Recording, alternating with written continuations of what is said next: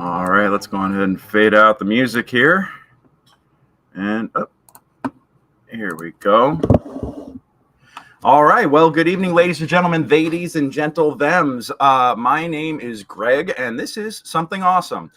This is a show or a podcast or just a conversation that I like to have. I happen to be fortunate and blessed to know a lot of really incredible people, a lot of really creative individuals who are kicking some ass out here. Kicking some butt. This is a show episode about a children's book. This is kicking some butt within the world right now, creatively, and you know, I want to take the time to acknowledge the something awesome in that person and celebrate their accomplishments. So this week, this time around, the third episode, I'm blessed to have, or fortunate to have, Hope LaVelle here. She is I've got it all written up. Wrong window. Here we are. Hope LaVelle is an actor, a MoCap artist, a personality within the D&D Actual play space, and a burgeoning children's author. Her debut book, a children's rhyming book suitable for ages 3 to 6, hits shelves in the next few weeks. So today we are going to talk about Princess Iridescent and the Cloudy Day, and also your journey from stuntie to scribe. So Hope, thank you so much for joining me tonight. Thank you so much for having me. This is awesome. Like, literally. Oh. Something awesome. Something awesome indeed. Something awesome indeed. So, well, first off, we've been Facebook friends for, God, I think I want to say 7-8 years now. I think we met. I think we've only seen each other in person that one time when we met playing D&D at Han Cholo in East LA for Extra Life with David Jetty as the DM. Oh my gosh. We were at that table together. Yeah, that was a long time ago. That was so long ago. Like I looked. I was trolling. I was scrolling Facebook, looking up, like, you know, just stuff to grab for the graphic and things. And I remember the post that I put on your timeline saying, "Hey, it was great playing with you." I stumbled across that, and I'm like, that's where. Because I was thinking about it, and I was trying to think. I was like, was it from Dungeon Master? Because I know that that was. I was in the cast of that for a few years. And I got to do that once, and I was like, maybe that's. Okay. I couldn't remember. It's been so long that we've been, friends on Facebook. Indeed. But, it's actually been pretty cool, like having met you and then knowing you tangentially through the socials and seeing the work you've done in MoCap, and then watching you blow up within the D&D sphere, the streaming sphere over there, and the actual plays, and playing your freaking character in Idle Champions. I mean, yeah, no, like I still have Idle Champions installed. Don't ask me when the last time I played it was, but I still have it installed on this machine, and I do love to get in there. It's just time is the enemy, but it's an idle game. You just put it on in the background. It does all the work for you. Yeah, no, I'm one of those crazy optimizers, and I have to sit there and watch and make sure. I get obsessed. But it is a fun game, and being able to have Penelope in there, and then also you have one of the familiars. You did the voices for them, and then you also the voice of Iris in that. Like, dude, you're all over the I've been place. Really grateful with C&E Games. They've been just so wonderful to me. They're a great company. They make a great game. I just feel very, very blessed to get to be a part of that. Dude, that's awesome. That is so fantastic. And then on top of that, you've got like I said, we got the MoCap, you got the acting, you got the voiceover, you got the actual play stuff, and now you're dropping a children's book, which is dope as hell. That is awesome. What inspired that? Well, I'll take it back to Penelope Halfpint. You know Penelope, but for those who don't know, when I started in the Dungeons and Dragons space on an actual play called Heroes of the Veil, which then turned into Beyond Heroes, which then turned into Heroes of the Plains. It just went on for about 5 years. I was playing this character, the little halfling druid named Penelope Halfpint, and she's super wholesome and cute, and she believes in friendship, and she's just one of those really trusting people, really innocent and naive, but she carried such a great message. And there, time and time again, people would be like, Penelope would make such a good children's book character, and it was something that totally, I was like, oh, I would love to write a children's book about Penelope. And so I had a friend, you probably know him, Gabe Hicks. He ended up writing a children's book for D&D. And when I saw him actually just do it, I just saw him do it. And he published it, and it's out in stores. And I saw that, and I was like, I want to do that. Okay, if he can do it, I can do it. And so I started writing a book for Penelope, a Penelope Half Pint D&D book, but it got kind of tied up in legal with WotC, just because Yeah. I Hmm. really wanted to be a D&D book and use some D&D characters and like be able to teach young kids a little bit about Dungeons and Dragons through the Hmm. stories of Penelope. So Hmm. I've been working through that a while, and I uh, had to kind of just put that aside for a little bit, but I was still really itching to be like, I want to do a children's book. This would be so amazing. And so I started thinking up like just like I don't know, like just an original idea, something that didn't have Hmm. Dungeons and Dragons in it. And there's one night I was like, what do I want to see more than anything? A rainbow princess. And I was like, because I just love color. I love color so much. And I was just like, oh, maybe this is a rainbow princess. And so I started just like, I kind of just wrote the whole book in like a single night because I just got so inspired. Oh, And dude. it turned into this. So Oh, that's there's the amazing. Oh, that is so cool. And you've got your I've got wow. my first copy just came in. I just Uh-huh. filmed a little opening of it that I'll post to Facebook in a day or two. But like, yeah, you can see the pages are just so colorful and They're bright. gorgeous. Thank you. I'm just really excited about this. And yeah, so that's kind of how it just came to be. I just was like, hey, I want to do this. I really enjoy wholesome content. I really enjoy Hmm. family friendly stuff. It's always just been kind of my thing, you know. And I think Hmm. we could use a lot more of that in this world, you know. Absolutely.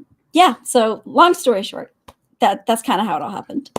That's an awesome story. Thank you. And oh my God, no truer words have ever been said than like, oh, I had this idea for this particular IP and then it got tied up in legal.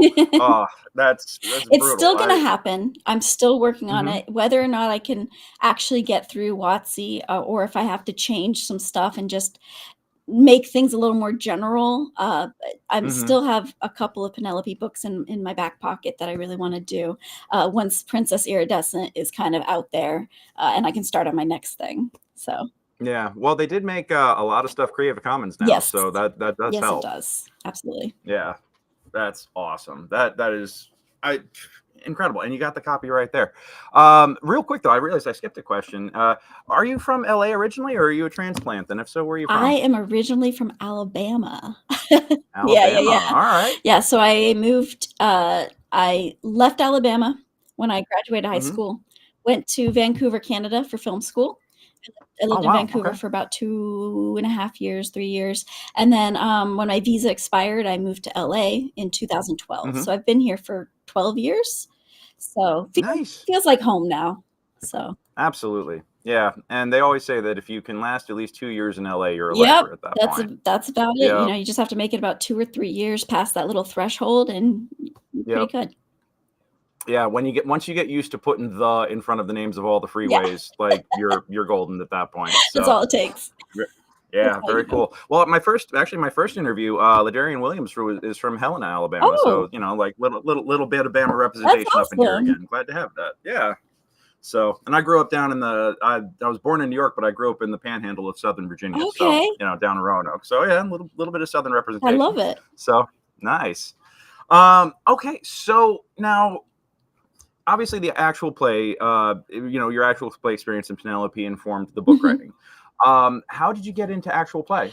So, I as you had kinda mentioned, I kind of was in stunts and, like, MoCap and stuff like that, but it was really through my Hmm. stunts. I was, taking, a karate class, and the, um, teacher of that karate class was like one day we like, the whole group of the class, like, went out to lunch, and he had just gotten his new D&D books, and he was showing them to us, and I was like, "You play D&D?" And he was like, "You play D&D?"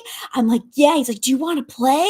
And so he got this group together of like mostly stunt people, and we all started playing the game. And then he got picked up with Heroes of the Hmm. Veil, and uh, they were looking for female players. And he was Hmm. like, "Oh, I've got this great female, like this great woman player who could definitely do the show. And so that's kind of how I got into it. It was really, Oh, dude. really just through that like connection of, I'll say, of just kind of like being part of a home game, which then, you know, the dungeon master from that home game gets to be on the show. And then they're like looking for female players, which I thought was great, you know, for representation. And I just got really lucky. I was on a short list. There were a lot of people. And I had a conversation with Adam Bradford, who is he is the creator of D&D Beyond, but he's no longer there. But he actually picked my name first because I had an Alabama phone number, and he's from my hometown. So he recognized my area code, and he was like, "Oh, I got to call that person first." And they were like, so we had like this whole chat about like how we were both from Huntsville, and then I just rolled from there. He's like, "You sounds like you have a great character, you know." Like, and I then pitched to him. He's like, "Do you have a character?" I'm like, I pitched him Penelope Halfpint. He's like, "Oh, that's a great character," you know. And so that's how I got on the show, and it was just that was history, and like just I just got really, really lucky because actual plays. I mean, I feel like Critical Role is really the only one doing it back in 2018. Like, back then we were one of the first. Like it grew so quickly, but we were like one of the first actual plays that, you know, could kind of, you know, we had about 1,200 people watch every week, you know, roughly 1,000 to 1,200 people. So we had a pretty sizable audience. But you know, nowadays there's just so many actual plays, and there's so many great players out there. But I think I just got really lucky on getting into the space. Well, you know, it's preparation plus opportunity. That's what luck really is, you know. So, and also it goes to show you that it helps to have you know, to know people in the industry and to be social with them and have that you know, have those relationships develop, because so much of this business, for anybody who's looking to get into Hollywood, so much of this business is based on relationships and just who you know and who knows you. It really is. It's who you know and who knows you and who likes you. Like you gotta be a likable person. You gotta be somebody who's good to work with. You have to have a positive attitude. Like that goes for anybody in the film industry, no matter what type of position you're trying to break into. And that, you know, that goes for pretty much every job. But you know, you just, you know, just be a true person, and that will really shine and help you on your way. Don't, you know. You can see the fakes coming a mile away. You really want to be like legit. And like I'm still in that home game with them. We've been going for 2016, 2017, maybe 2016. But we're still going. Are you playing Penelope in that game? Penelope died in that game. It was heartbreaking. She died. And so I don't play her anymore. Now we play kind of a different campaign, and I'm a different character. But if I didn't have her for Beyond Heroes and like the actual play, I literally cried the night she died. I couldn't believe it. So that's brutal. That's that's burn the character sheet and just burn it in effigy and be like, yep, R.I.P. That was fun. And I'm a strong believer of like when a character in D&D dies, you don't play them again. Like you bury them. But Penelope was the character I was playing before the show, and that's the character I brought onto the show. So I was playing her in the home game, but she was known as Penelope Proudfoot because I based her a lot off of, you know, like Samwise Gamgee and stuff like that. She's kind of based on that kind of that style. So she was Penelope Proudfoot, and so Penelope Proudfoot died, but Penelope Halfpint lives on.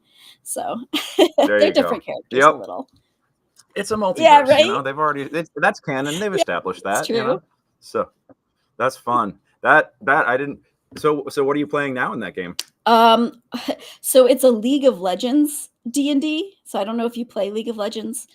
I do not play League of Legends. Either. I have friends that work at Riot, but cool. but they even worked on the animated show and everything, and I've just never seen it or played it. It's really cool because we basically picked characters from the game and kind of morph them into D&D characters so that we could like make them a character sheet and stuff like that. So I'm playing Alawi, the Kraken priestess, and she is like the Okay. exact opposite of Penelope. You know, she's like very strong and she's like, I want to fight things. And you know, but she's a druid still. So that's kind of, I'm very much into druids. Like that's kind of my thing. I'm a professional druid.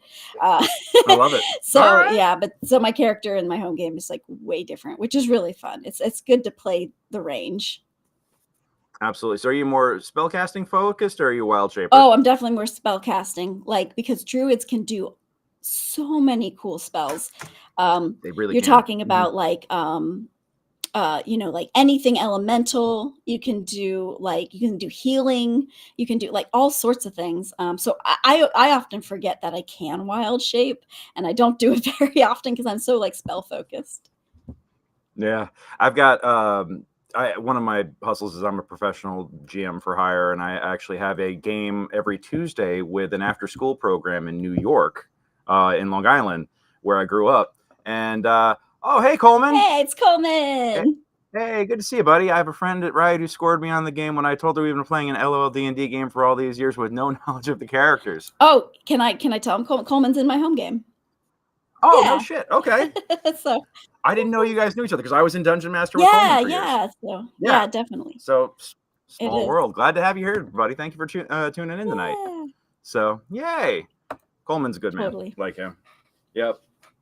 So I've got these 6th, 5th graders that I run a game for on Tuesday afternoons.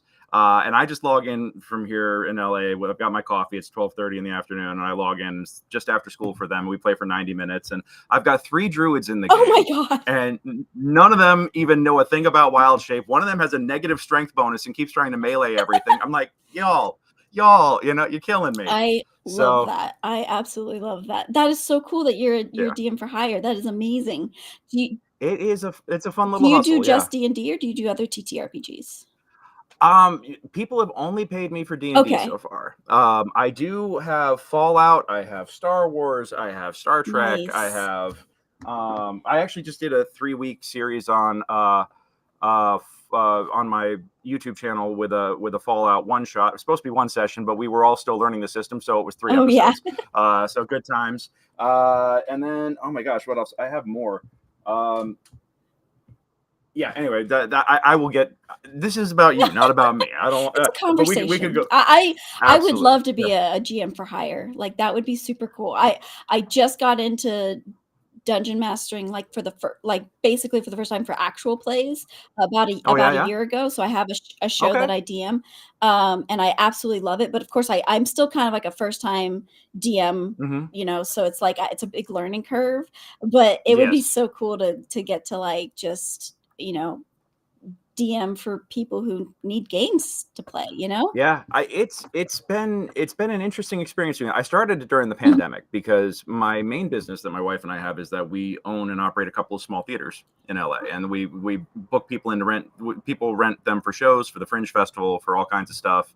And yeah, when lockdown hit, we were without an income. So my wife got a work from home job, and then a friend of mine sent me this listing saying that somebody was looking for DMs online. So I was like, cool, you know, and I wound up booking a bunch of games through that service. And then I recently branched off from there and started kind of like hanging my own shingle a little bit. It's still getting established, but I get calls. I have the online games with the library in New York.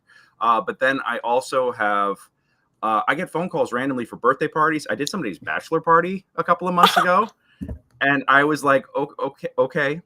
Tell me there's nobody in you know, we're jumping out of a cake wearing elf ears, and you know, we'll, you know, like let's, you know, and they were like, no, it was totally cool. But we had, it was just this group of guys who were all childhood best friends who hadn't played D&D in 20 years, and one of them was getting married, and they're like, this might be the last time we ever get to play together, so we're gonna, you know, we're gonna take the time and do this. And I was like, okay, this is dope. So I ran them through a one night dungeon crawl, and they had a blast, you know. So I get a lot of calls for local to LA. I think I just did like 3 or 4 sessions last month, and then I get the Alamo Draft House down in downtown. Cool. they're running games monthly now, and a friend of mine gets me hooked up to go in every other month or That's so, awesome. and DM down there. So yeah. So and Coleman is here again. Yes, sir. You do indeed know everybody. I mean, I swear to God, I feel like you know everybody that I know, and then everybody that I meet from here on out pretty much knows you, bud. So yeah, He's the 6 shout degrees out. of separation for pretty much anybody. Oh my God, yeah. I mean, I feel like it's not a Bacon number, it's a Yeah, Coleman number. exactly. Yeah, that's fun though. I didn't realize you guys were in the same game together. That's so cool. Okay, so we will definitely talk more about GMing. I'm going to send you the site that I use to manage my bookings and stuff. You can check Oh, that thank out you. and poke at it a little bit. If you have any questions about it, I'm happy to answer them and consult. But in the meantime, let's get back to you and your awesomeness. Princess Iridescent and the Cloudy day. The Cloudy Day. Yes, I thought what was Princess Iridescent and the Cloudy Day. You were all about splashes of color. What in particular, and the illustrations that you showed us so far are gorgeous. What's it about? Like, can you give us like I mean, I realize that it's a rhyming book for 3 to 6-year-olds, so it's not exactly the deepest of plots, but but give me like a thumbnail real quick. So basically, this princess reigns over a land of color and light, and one day clouds roll in and all of the color and light goes away, and this King Claudius comes down from the clouds, and he says, I don't like your color, I like it gray, I'm going to take over your kingdom today. And basically he's trying to take over the kingdom and get rid of all the color, and Princess Iridescent teaches him that color is good, and that you learn that King Claudius is just jealous because he can't make color. And Princess Iridescent teaches him that everyone has it within them to make their own color shine. And it has a happy ending. I love that. That's so cool. That I'm trying. I'm normally like one of the most foul-mouthed people you'll ever meet. So I'm really trying hard right now to keep this relatively family friendly. Just because if somebody Googles your book title, I don't need them hearing a whole bunch of F-bombs from a 40-year-old dude, So so that's so fun, and just like that's just like so deliciously wholesome. I love that. That's the kind of thing that's like the perfect bedtime story, and just make everybody like and looks like it's similar to like Bernstein Bears level formatting and everything, just that. I love that. Who did the art, and how'd you get hooked up with her them? name is Patrizia Diana, and she is from Italy, and she's literally a godsend. She is the most lovely person, and she's so talented. I actually found her on Fiverr. I don't know if you if you guys know the service for hire. You go to the website, you type in what you need, and you kind of choose. I went days like looking through illustrators for children's books, and sifting through some really good ones and a lot of like AI generated ones that were really upsetting. But I found her, and I was just like, I love her style. I think it would be so perfect. And I reached out, and we kind of we did some concept art and stuff like that on Fiverr, and then I kind of just hired her as my illustrator, straight up. So she's been amazing, and I think all the illustrations just came out so perfect. It's just been like a perfect pairing. That's awesome. Do you have any more Princess Iridescent stories in the I've shoot? got at least 2 more ready to go. Awesome. So I'm giving my illustrator a break, but maybe in a couple months. I have one that I'd love to come out for Halloween. So I give her a little bit of a break, but then hopefully in the summer we'll start getting that one ready. So I think Princess Iridescent and the Cloudy Day is going to be a perfect book to. The reason I wanted it to come out in March was because I think it's a perfect book to put in an Easter basket. It's just one of those little books that you could throw in for a kid of any age, young kid that gets an Easter basket. I think that it would fit in there just perfect. So that's kind of like what I was going for with this launch time. That's really cool. And that's, that's timing is everything. That's perfect. I think that'd be, I could just absolutely see that just sitting in the back of the basket. It's just like the spine of it with the chocolate bunny in front. You're all set. That's awesome. So, let me see. How'd you go about getting it published? Was this shopped around to different publishers, or was it I am self-published, or was completely it? self-published. So, That is yeah, it's awesome. been quite a Yeah. learning journey of, like, Yeah. they make it so easy these days. It's very obtainable to do a self-publish, and I actually encourage anyone out there who's wanting to write a book, like any genre of book, any type of book, but they're afraid to do it. Self-publishing, like, is so, I'll say, relatively easy, because with Amazon, they do print on demand. They do everything for you. You can publish yourself in just a day. You know, if you have the thing, Oh you can wow. publish anything you want. And then there's other print on demands, so places that will then put your books out to brick and mortar stores, and like Oh no Target, kidding. Walmart, Barnes and Noble. There's a website called Ingram Spark that will send all of your stuff to Okay. these suppliers, or whatever, these like chains, Hmm. and they have the option of putting your book in their store. So it's so easy and completely achievable that, you know, all it takes is just a little bit of studying and like research. Hmm. But it's so easy. And the biggest thing is that you have to do your own marketing, and that's kind of where I'm at. The point I'm Yeah. at, I'm doing like a 30-day launch, trying to like market Hmm. it and, you know, get some hype for it. But yeah, that's been the hardest part. As far as just publishing, you just do a little bit of Hmm. research, you learn a couple things, and you're good to go. Oh, That's so hi, cool. Lauren. Oh, hi, Lauren. Thank you so much for joining us. Hello. Hey, it's Wild Pigs.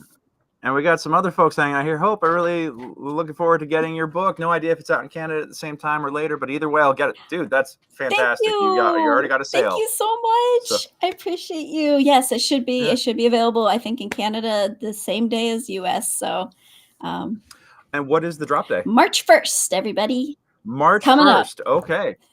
All right, mark your calendars. March 1st, and is self-published on Amazon Yeah, then? self-published on Amazon, and you can get a ebook, a Okay. soft cover, and a hardcover, or a hardcover. You can get all three, but you know, yeah, you've got choices. So That's so yeah, cool. yeah, I tried to make it available in all sorts of different formats, depending on what you Hmm. like. I mean, you know, and especially when it's when you're right about the self-publishing Mhm. tools. I self-published a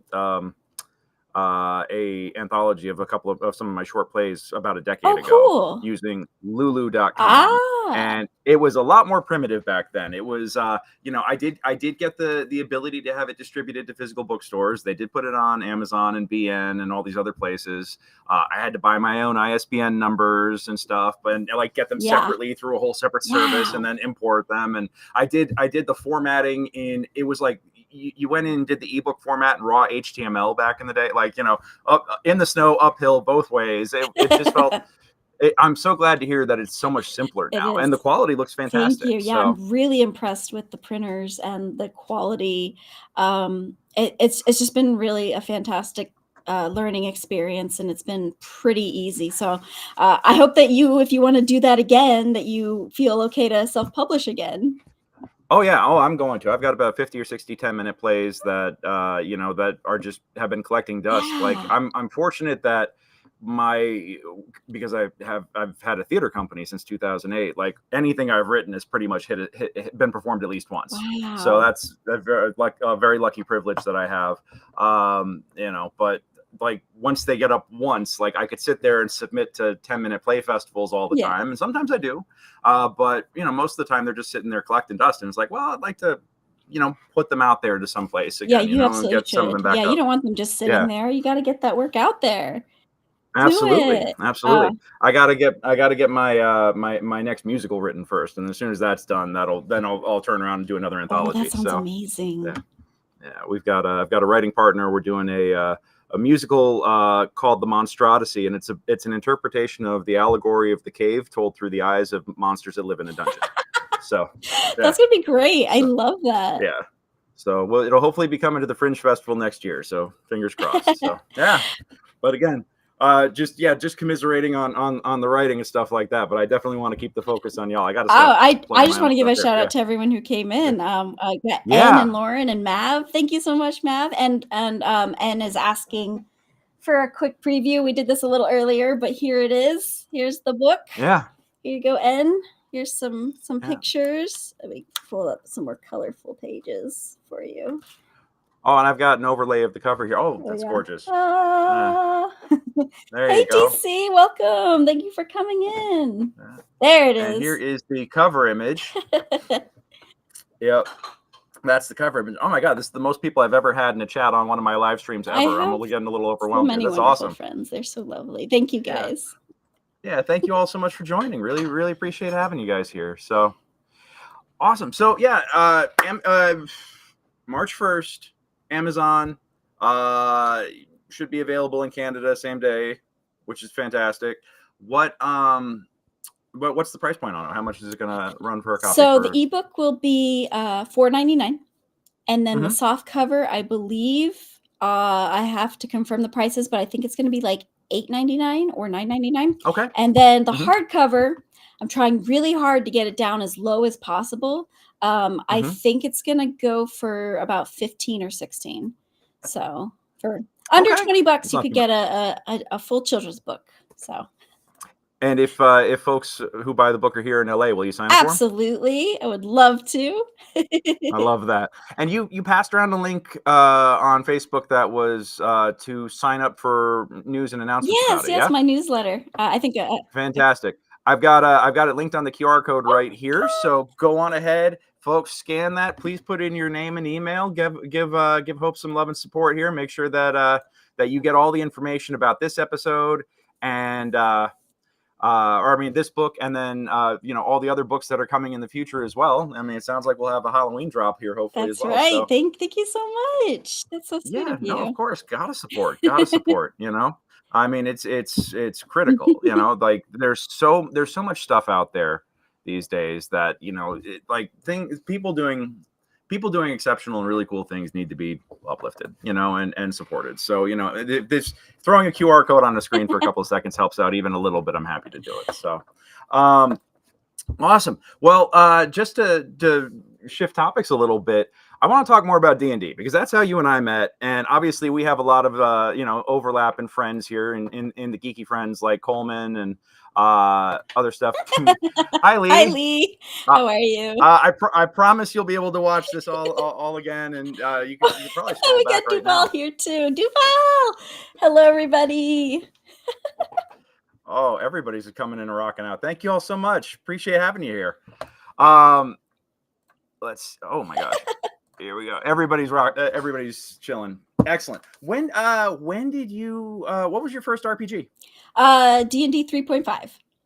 3.5. Yes. Okay. Yes. So cool. And who got you hooked? I had my best friend. She was like, "You got to try this." And I'm like, "What is this?" And we just got a group together. It was so much fun. And then I wanted to run like a little home game, so I actually pulled out GURPS because I didn't know what I was getting into, but but GURPS was so much fun because I made an entire X-Men based world because I wanted to do like an X-Men TTRPG, but I just was kind of making it up as I went. So those were like my two big things in high school were 3.5 and then GURPS. So and then I did take a break when I went to school, and then when I came down to LA, 5e was out. So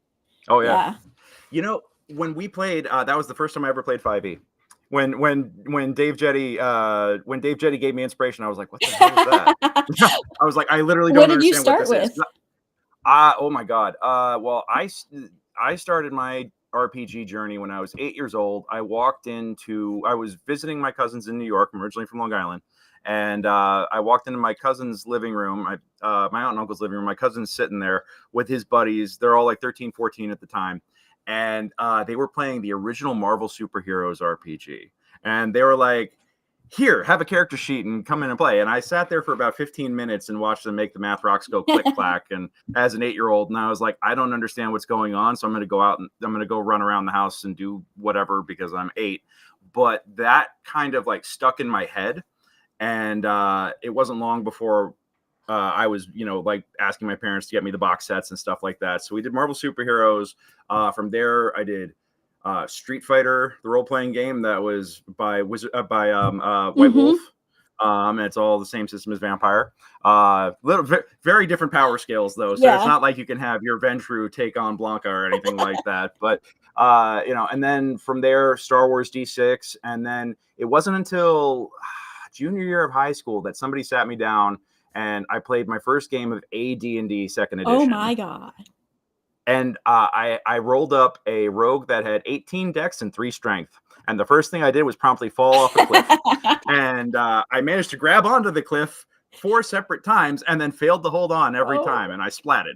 I have all my AD&D books here that my friend got me. Oh, nice. But I have never tried to touch it because it sounds like so hard. It's definitely very different. It's very different. I didn't start DMing games until college when 3.0 dropped.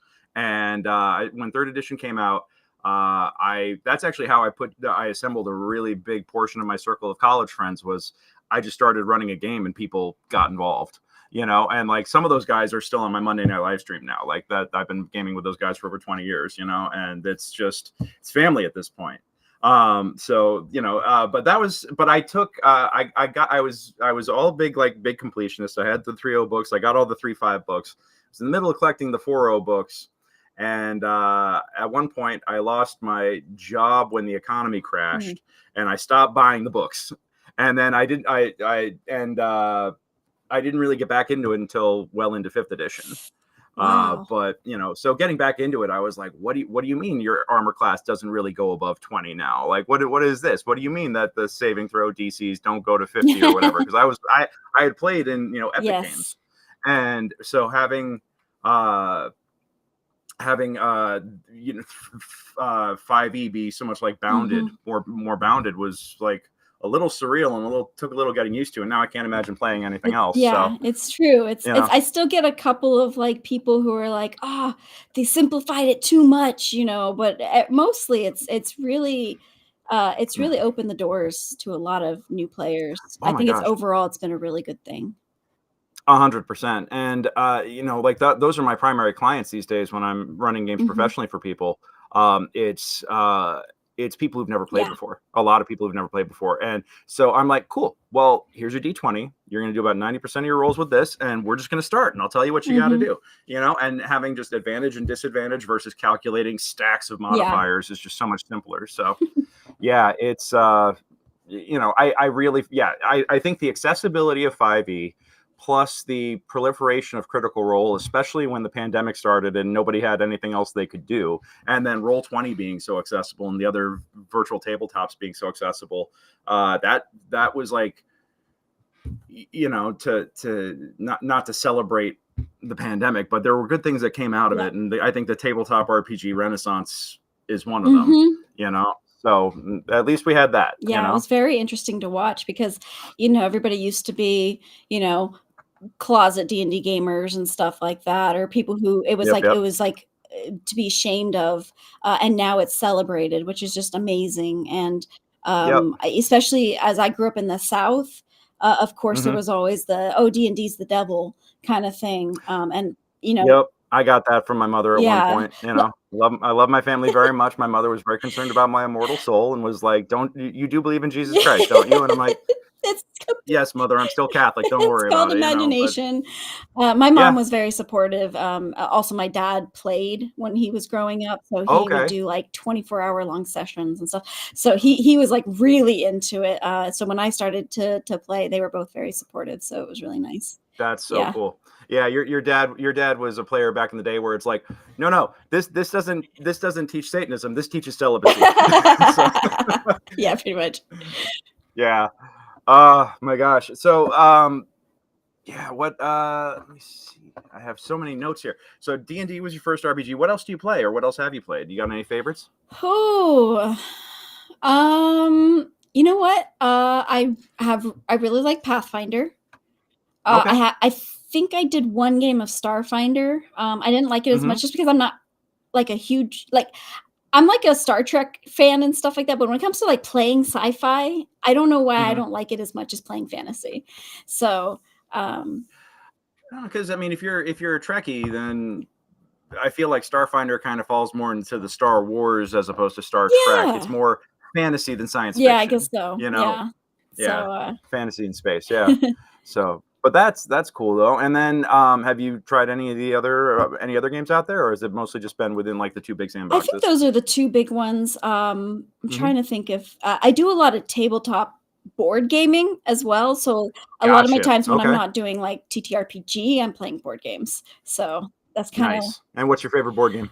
Dixit. Is I do love you? Dixit. Okay, I loved it. Yeah. It's such an easy game. It's kind of more like a party game.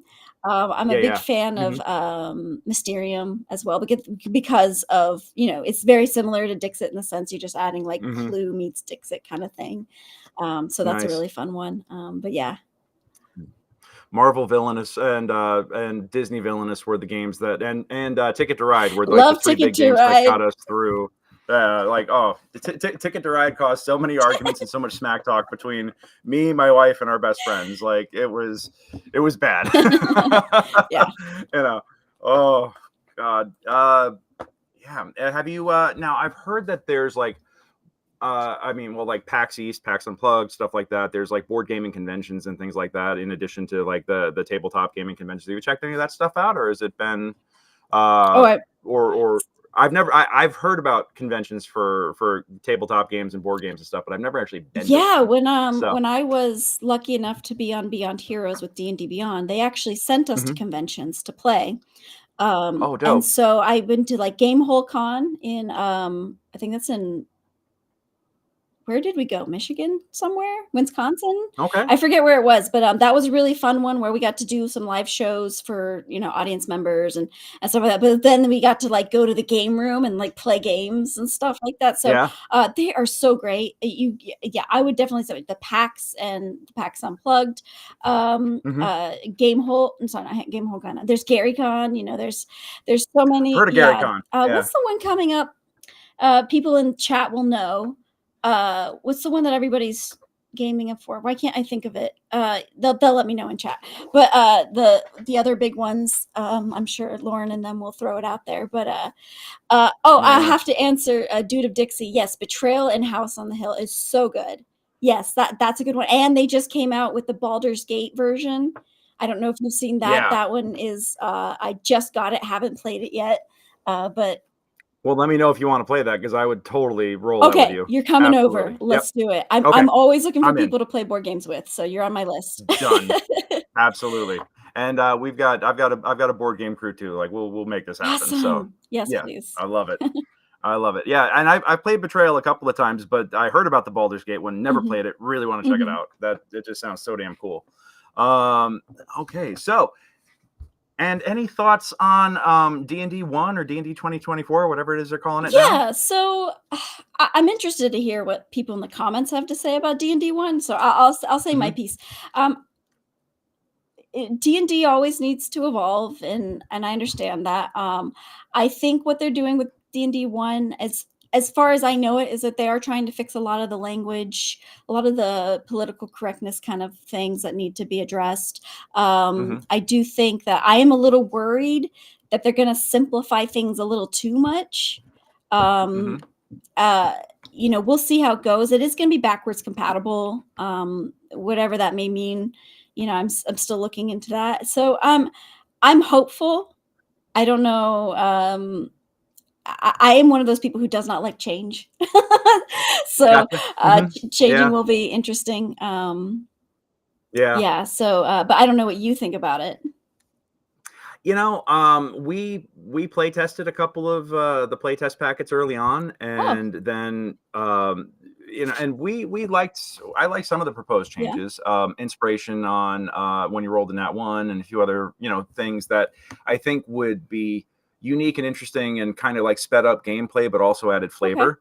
I don't know how much of that actually made it through, because life got in the way. I have a whole business that, I mean, I used to have just a 9-to-5 corporate job that sustained my acting and everything else, and got tired of that, so I opened my own business, and now I work 24/7. You know, so having the ability to get out and like get into the nitty gritty and spend all the time reading the forums or going over the packets and stuff.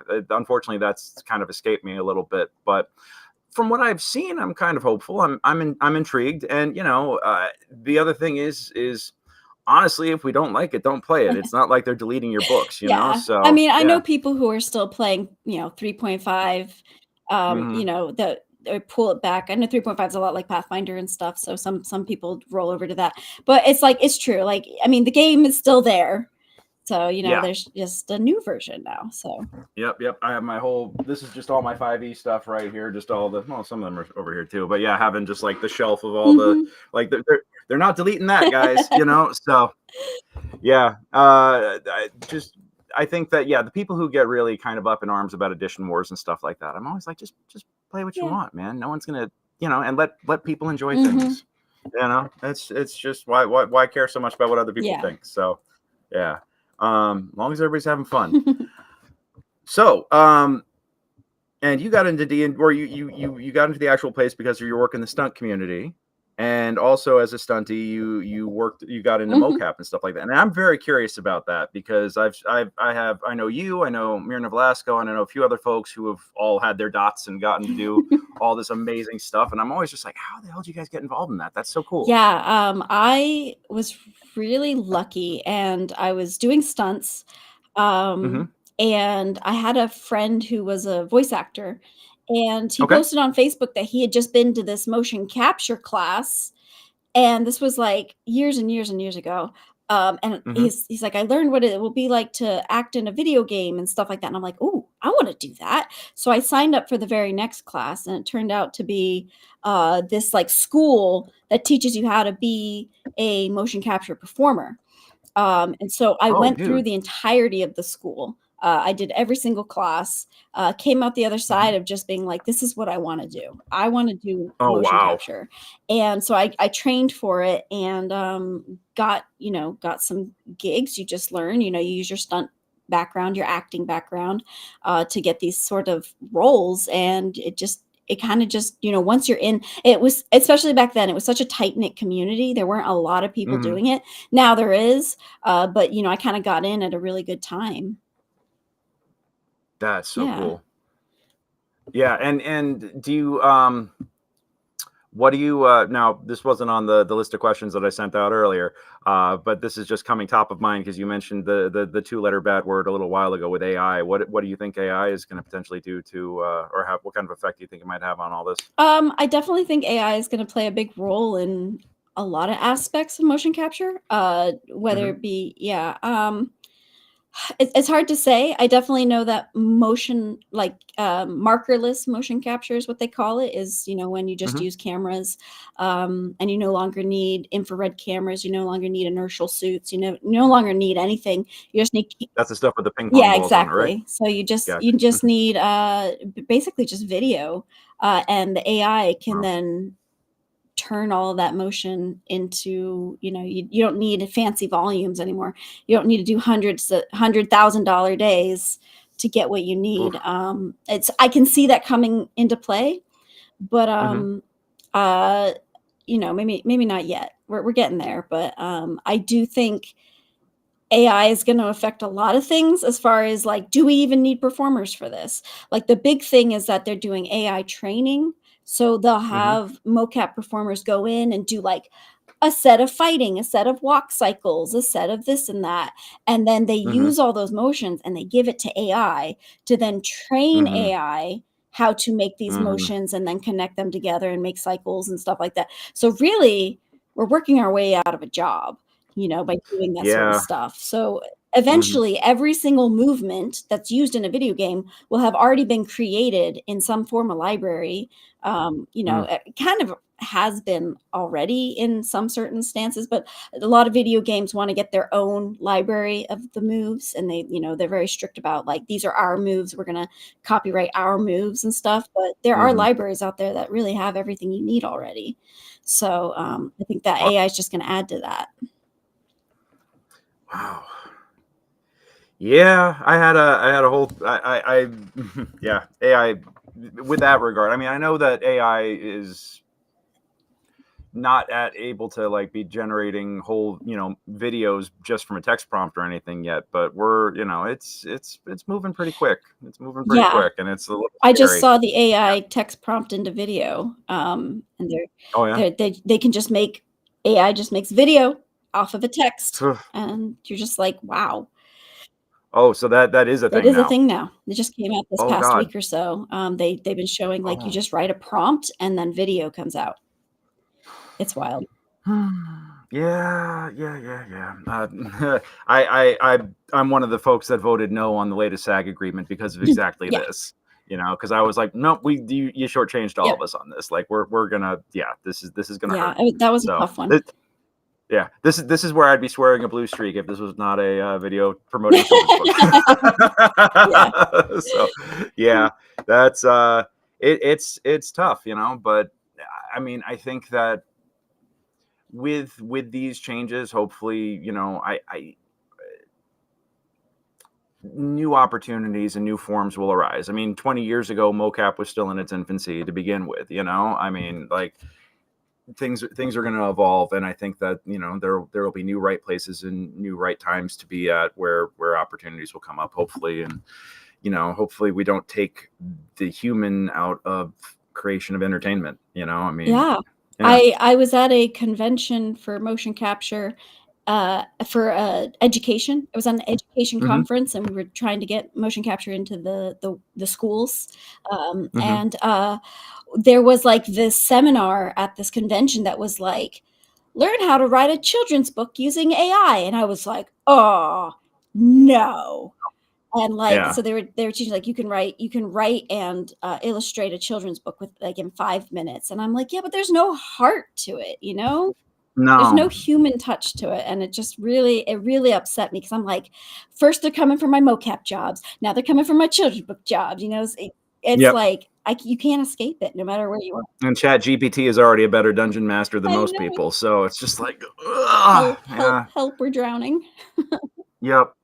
I mean, weren't the robots supposed to be the ones to take over all the jobs that were menial labor so we could be creative and everything? And now, it's the other way around now, and it's just. Did we ever stop to think that we should? Right? Just because we can? Right. Just because we can't. No. And it's just guys with money looking at how they could pad the bottom lines. That's how it all goes. It's just, oh God, so rough. But in addition to doing stunts and mocap, you are also a mocap stage manager. Yeah. So how does that work? So basically, I run a studio here in LA, just kind of like how you do with your, I think with your playhouses. It's just it's a studio that people can come in and we'll run productions for them. If you come in with your idea, your script, or whatever, we'll run all of the production for you and get you your mocap data. So yeah, that's my day job. That is dope. So that is really cool. So it's like a chance to like still be within motion capture whenever there's no performing to do. I get to run a studio that I have full access to. It's really nice. It's a really great company. That's really cool. I know when we were talking offline, you said earlier that you couldn't really disclose any of the stuff that you've worked on. But out of all the things that you can talk about, do you have a favorite role or a favorite character? Okay. Let me think about this. A mocap character that I really enjoyed. Trying to think of, make sure that it's out. I think it's like little things. I got to do this like virtual reality experience, kind of like The Void. If you know, okay. Oh yeah. I played the Star Wars Void. It was similar to that, but I got to play characters in that. I got to play ghosts, and like the ghosts like interacting with like was this in the Ghostbusters experience? No, it wasn't. Oh, okay. It was for like a Christmas Carol style, like Christmas event that they did for like The Void, but it was like a similar thing. So it was like a Christmas Carol, but more creepy. And I got to play all these really creepy ghosts that are like reaching out for you, and like so that was a really fun experience because you're working with you're going to be, so you have the person in VR, then you have a live Mhm. actor. And so the live Mhm. actor, so I guess it was more like augmented reality. So you see the live actor and you're Okay. also interacting with like the mocap, like ghosts and stuff like that, and creatures and characters. It's just like one of those days where you come in and you play like 40 different characters. Like I think actually, I'll tell you that I did a pilot for Adult Swim where I got to play Mhm. 40 children in one day. And all of these Oh, that's children, fun. and this was for Adult Swim, so this sounds very strange, but all of these children were being attacked by bears. And Okay, yeah. No, that clocks with Adult so I Swim, got yeah. to die like a million Uh-huh. different ways, and one of them was I got to be pile drived by a bear. And so we had like this like bigger actor coming in and like literally having to like pile drive me, and I'm like playing this little kid and I'm like ah, and then like so many weird things. That was a really fun day though, because That is you get to like fun. just get really creative on like, okay, well, this kid is so scared that he wets his pants, and then this kid over there tries to climb a tree, and like you just get really creative with like how all these kids are reacting to these bears. It was so much Mhm. fun. And it's just, yeah, it's just full motion physical Yeah, it improv. really was. Yeah. That's so Yeah. cool. That is so cool. Dude, that's amazing. So I did see on Insta at one point that you posted yourself in a yellow mocap suit next to Oh, uh Wolverine. yeah. Was that one of the characters that you've done? I was I just curious. wish. So, I basically made that picture because I was in the volume and I was Mhm. wearing that yellow mocap suit, and I was like, "This looks so much like Wolverine's outfit." And of Yeah. course, I had the X-Men patch because, I had a friend who makes, like, Velcro patches for mocap actors and Mhm. stuff. So I, Oh, like, dope. threw that on. I was like, "Take this picture." And then I put it Yeah. right side by side, and I thought they looked so similar. But no, I haven't gotten to play. Have I gotten to play an X-Men? No. I've gotten to Not yet. I've gotten to, like, do, like, test stuff for, Okay. like, m some Marvel stuff, but, Mhm. Yeah. uh yeah, Yep. mhm, We don't want mhm, to piss off the right, mouse. Mhm. but yeah, so that was just for fun. Yeah. Mhm.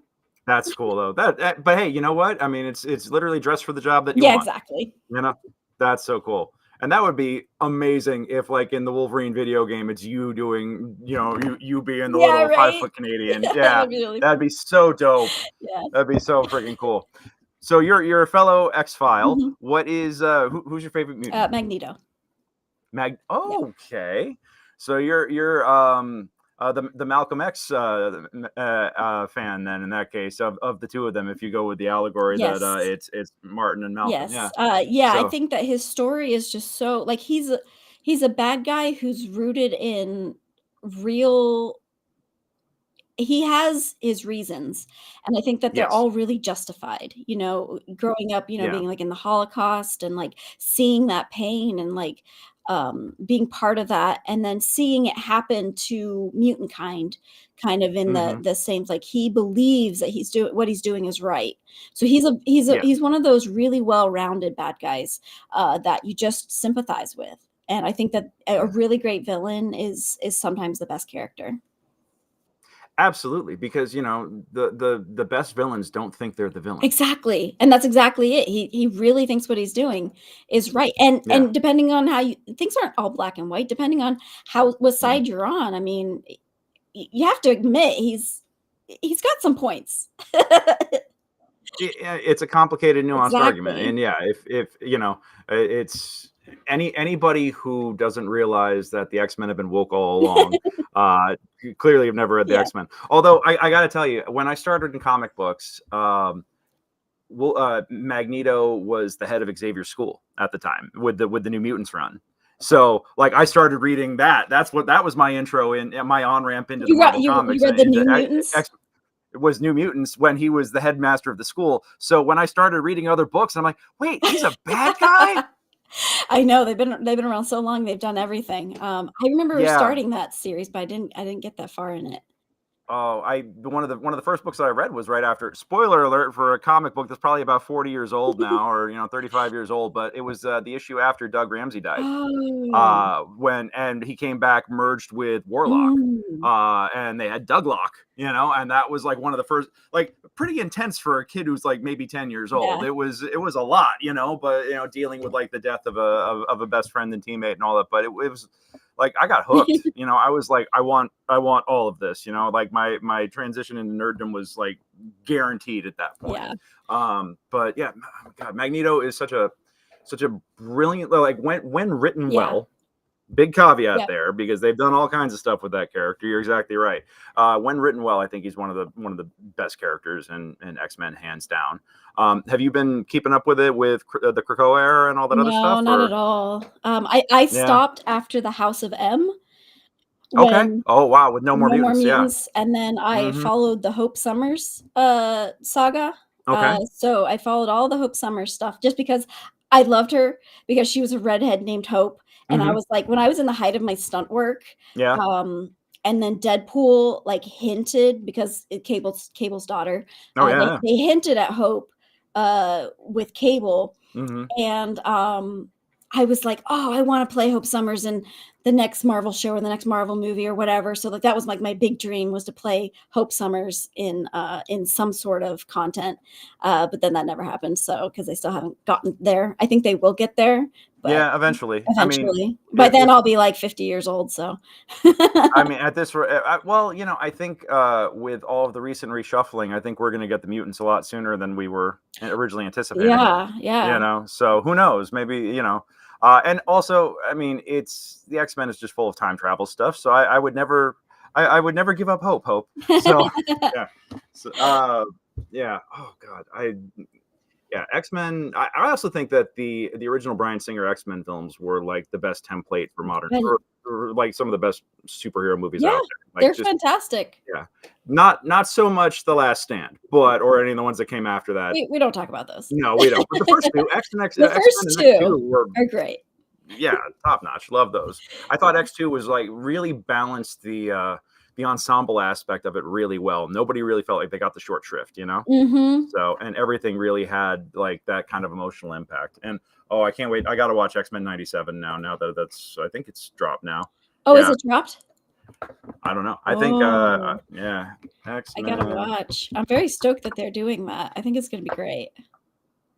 Yeah. It's confirmed. None of this is dated.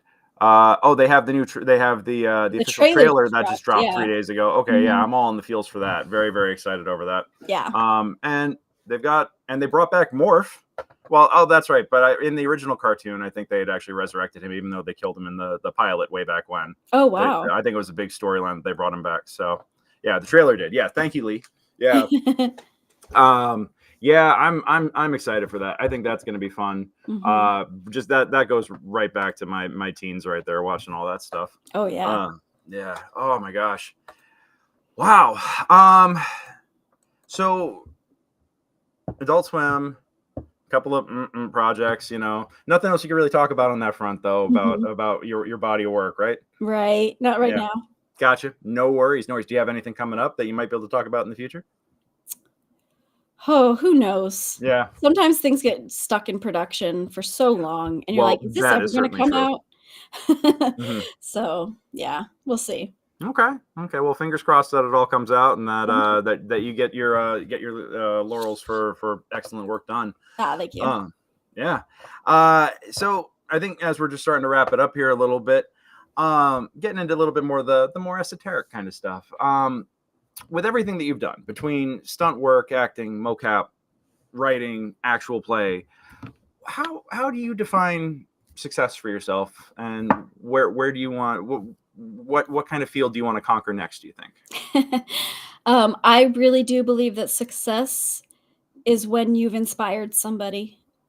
I think it can be one person or it could be millions of people. I think that is success. And I have been so grateful to feel that sort of success, mostly through my character, Penelope Half Pint. She, I got so many messages that are like, you inspired me to play a fun character instead of just a brooding, masculine kind of character. Or I got my girlfriend got into D&D because of you, because of your character, or even I got my kids into D&D because of Penelope, and or even just like, your character inspires me to be a better person, Oh, like wow. I've gotten that a couple times of just like, we need more, fun, innocent, wholesome characters. We need more of that in the world. And you've inspired me that way. And so, and even with my character in Children of Erte, Mm-hmm. which is the one with Deborah Ann Wool, Mm-hmm. uh, I play an 80-year-old grandmother, and Okay. I really did it. Like, I love her to death. I think I really wanted to do representation because there's this whole thing about ageism and stuff like that. And like to be able to inspire maybe older people to start playing D&D and get to be themselves, so I really do think that that's a long way around of saying that I think success is just being able to inspire other people. I love that. I love that. That's so simple yet so profound. Thank you. No, that's fantastic. And if you were to, look back at your younger self before you got into all this, still, having hopes and dreams and aspirations, do you have anything that you would, any advice that you'd pass back to yourself if you could time travel back for 5 minutes? Oh yeah. I think my number one thing that I would say is don't be your own worst enemy. Don't be your own worst critic. Don't care about what people say, don't doubt yourself. I think that was my biggest, and things that I literally am just now starting to kind of get over, is just caring so much about what other people think, and having that anxiety over like just everything that, it's just like that there's this freedom of just, I wouldn't say not caring, but Mm-hmm. this freedom of just like, I believe in myself and I believe in what I'm doing, and I won't doubt myself. So I think that's kind of the message I would try to give my younger self, for sure. And yeah, I think that's the perfect advice, because I remember struggling with similar stuff myself growing up, and having that, and just having all that self-doubt, and being like, if I'm my own worst critic, then nobody else can hurt me. Yeah. You know? Yeah. And it was a real turning point, when you can feel, when you feel yourself strong enough to make your back straight, and then let anything other people just say roll off your back, and be able to move on with life. It really is like a real transition moment. But just, yeah, really, really well said. Thank you. Really I well think said. N had a really great question in chat. What advice do you think 60-year-old Hope would have for Hope today? Oh, that's a great one. Yeah. So what about that? I definitely think it would be very similar as to like, just don't care what people think. Just you do you. I think as we get older, the less we care about what people think. So I think a 60-year-old Hope would just be like, yeah, just go for it. If you want to do it, do it. Don't hold yourself back. That's all I've ever done in my life, is hold myself back. Yeah. Just not believing that I could do something, So I definitely think there'd be like, you can do it. Just do it. It's Nike. Just do it. Yeah. Well, and you've accomplished a hell of a lot here, and Thank you. impressively. Just your whole CV here is just incredibly impressive. So if this is you holding yourself back, then man, you're gonna, sky's the limit. Thank Yeah. you. Yeah. Okay, so we talked about when the book goes on sale, but just in case anybody forgot, originally we came here to talk about Princess Iridescent and the Cloudy Day. Yay! Yeah, is it up for pre-order on Amazon right now? Can people It's not going to go up for pre-order, but it will be up on the 1st. If you join my newsletter, if you join my emailing list, you will get the first chance to read it, and you'll get a heads up before everybody else, a couple days heads up. So if you're part of that, you'll get that little special thing. But yeah, once again, here's the book. I'm very excited for it. Yep. It's, once again, Princess Iridescent and the Cloudy Day. It's great for children 3 to 6. And it's also great for anybody. I'll say no kids required to enjoy the book. I love that. Yeah, go on ahead and scan that QR code, folks. Join the mailing list, be the first to know when it drops, but it's officially releasing March 1st on Amazon. Make sure you grab it when it comes out. And then beyond that, just across everything that you do, between actual play, between MoCap, between writing, what do you got coming up next? Like, what's your next big thing that you can talk about that's not like embargoed or NDA'd or whatever? Oh man, I've got some really cool stuff coming up that I can't talk about. But you can always watch me on Children of Erte with Deborah and Wool and Lauren in the chat here. Some really great people. It's every Tuesday and the Demi Plane RPG channel. And then I'm a dungeon master for Misfits of Alceta. I think my entire cast of Misfits from Alceta is here tonight. Oh wow! I love you all so much. And that's every Wednesday on the That's How We Roll channel on Twitch. Okay. So just follow me on my socials, and you'll always get the go lives for that. And there it is. Yeah, I threw up your Insta on there. Thank and then you. You also have like one of the best domain names I've ever seen, by the way, for your website, hopeforhire.com. I looked at that because obviously there's another Hope LaVelle out there that sings. I was like, wait, different redhead. That's weird. Yeah. When I found your domain name, I was like, that is awesome. Yeah, I was really lucky to get that because I think as soon as I got it, there were people who were like wanting to buy it from me. And I'm like, nope, this is mine. Nope. Yep. Know your brand. Absolutely. Yeah. So. I love that. So yeah, follow you on Insta. We'll throw that up again for one more second here. Hope LaVelle on Instagram, hopeforhire.com for information and a well-updated blog, I might add. Yes, like the number of actor sites I go on where it's like, the blog entry is from like 1997, if there's one at all, it's like, it's ridiculous. I try. Yeah, so good for you for keeping it up to date. And Hope, I wish you nothing but the best. Congratulations on everything, and so excited for the book. I know that I'm going to order a copy, and when we play Betrayal, I want you to sign my copy. Okay? Let's do it. I'm holding you to that. Oh, please Let's play. Please do. We're going to do it. Thank you so much for having me on. I really appreciate you helping me. Spread the word. No, for real, my pleasure. You've got something awesome happening here, and it deserves acknowledgement and celebrating. So, congratulations. Thank you. Awesome. Well, hey, folks, thank you all so much. Everybody in the chat, thank you all so much for hanging out with us tonight. Really, really appreciate all y'all. Please like and subscribe. You can come and make fun of me and as I run my D&D games on Monday night, my own online games here on YouTube. If you want, or I'm going to be doing more of these Something Awesomes coming up over the next few months. I've got a whole list of folks that I want to celebrate and acknowledge. So we'll hopefully be doing this a lot more. But you can find me at Gregory Crafts on pretty much everywhere but the Bird site these days, and gregorycrafts.com. So please look us up. And in the meantime, take care of yourselves, take care of each other. Hope you have a lovely week, and we'll see you next time. Stay awesome. Yeah, stay awesome. Thanks, y'all. I'm keeping that. Stay awesome. That's it. Stay awesome. Thank you.